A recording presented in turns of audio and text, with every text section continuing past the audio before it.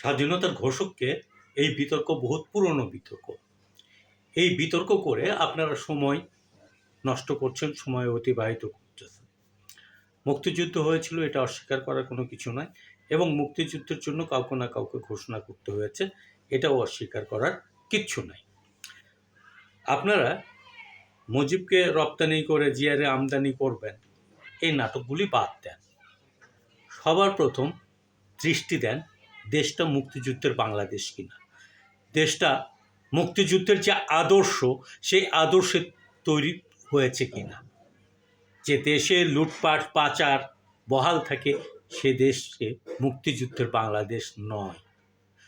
দেশটাকে মুক্তিযুদ্ধের বাংলাদেশ করতে হলে সাম্য, মানবিক মর্যাদা ও ন্যায় বিচারের একটা দেশ বানাতে হবে। সেই ব্যবস্থাটা আগে করেন, তাহলে বাংলাদেশটাকে মুক্তিযুদ্ধের বাংলাদেশ হিসাবে পাবেন, নচেত পাবেন না। পাবেন লুটপাটের বাংলাদেশ, পাচারের বাংলাদেশ, ঘুষ দুর্নীতির বাংলাদেশ হিসাবে, যা এই 55 বছর থেকে চলছে। সুতরাং তর্কটা স্বাধীনতার ঘোষককে এটা না নিয়ে তর্ক হওয়া উচিত দেশটা মুক্তিযুদ্ধের বাংলাদেশ কিনা, আমরা মুক্তিযুদ্ধের বাংলাদেশ নির্মাণ করতে পেরেছি কিনা, অর্থাৎ আমাদের দেশের সাম্য, মানবিক মর্যাদা ও সামাজিক ন্যায় বিচার নিশ্চিত হয়েছে কিনা। আমাদের আইনমন্ত্রী বাখোয়াজি করছেন যে সংবিধান মতো এই বৈধ না, ওই বৈধ নয়। ওকে ফাইন, যে সংবিধান নিয়ে আপনি বাখোয়াজি করছেন, গলাবাজি করছেন, সেই সংবিধান কি বৈধ?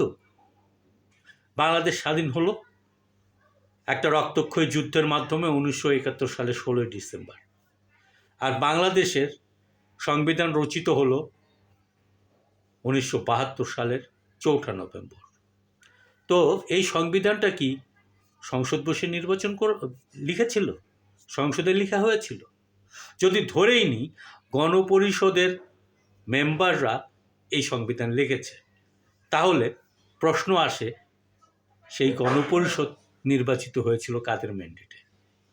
এবারও ঠিক সংস্কার করবেন বলে জনগণ আন্দোলন করে ভোটের ব্যবস্থা করেছিল, এবং এই ভোটে দুটো ভোট ছিল, একটা গণভোট যেটাতে সংবিধান সংস্কারের পক্ষে হ্যাঁ বা না ভোট দেওয়া হয়েছিল।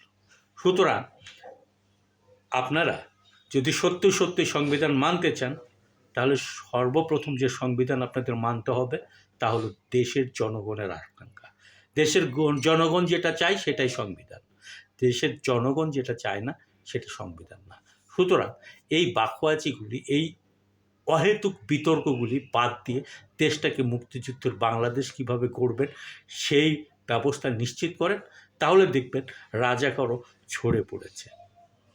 নতুবা পথ চলতে চলতে আপনি আমি রাজা কি না এ নিয়ে ভবিষ্যতে আমাদের মধ্যে প্রশ্ন দেখা দেবে। ধন্যবাদ।